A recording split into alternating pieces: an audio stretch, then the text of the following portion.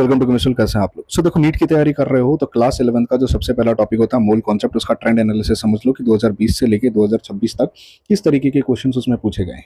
ठीक है, तो अगर 2020 से लेके 2026 तक अगर आप देखोगे तो नंबर ऑफ क्वेश्चंस बढ़ रहे हैं। 2026 में इनफैक्ट 4 क्वेश्चन पूछे गए हैं, तो ट्रेंड धीरे धीरे मोल कॉन्सेप्ट से ज्यादा क्वेश्चन आना स्टार्ट हो गए। अब टिपिकली किस टाइप के क्वेश्चन होते हैं? मोस्टली अगर आप क्वेश्चन को देखोगे तो number of mass, mole concept, number of moles के जो हमने 3 फॉर्मूले पढ़े थे, weight upon molar weight, number of particles given upon Avogadro number, volume upon 22.414, typically इनके ऊपर क्वेश्चन पूछे जाते हैं। इन्हीं से रिलेटेड, कन्वर्जन से रिलेटेड मॉलिक्यूल दिया होगा, इलेक्ट्रॉन पूछा जाएगा, कंपेयर नंबर ऑफ पार्टिकल पूछा जाएगा, मोल्स दिया होगा, मॉलिक्यूल पूछा जाएगा, मॉलिक्यूल्स दिया होगा, मोल्स पूछा जाएगा। तो टिपिकली इस तरीके के क्वेश्चन मोस्टली पूछे जाते हैं।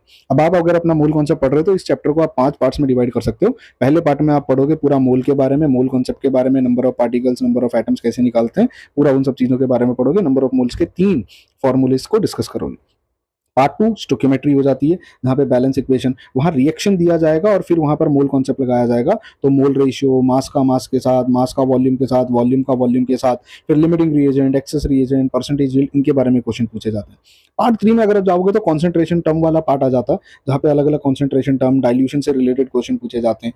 पार्ट 4 अगर आप देखोगे तो मॉलिक्यूल फार्मूला कैलकुलेशन, यानी percentage, composition, empirical formula, molecular formula, इन सबसे रिलेटेड क्वेश्चन पूछे जाते हैं। इन सबसे ईजी क्वेश्चन अगर कहीं पे आते हैं और सबसे कम क्वेश्चंस अगर कहीं पे आते हैं तो वो है significant figure, laws of chemical combination, जो कि थियोरेटिकल पार्ट है, एंड डाल्टन्स थ्योरी से। तो अगर आप मूल कॉन्सेप्ट को प्रिपेयर कर रहे हो तो ये आपको काम आएगा, इसको अपने पास रख लीजिएगा, कहीं पे स्क्रीनशॉट लेके शेयर कर सकते हो किसी अपने फ्रेंड्स के साथ।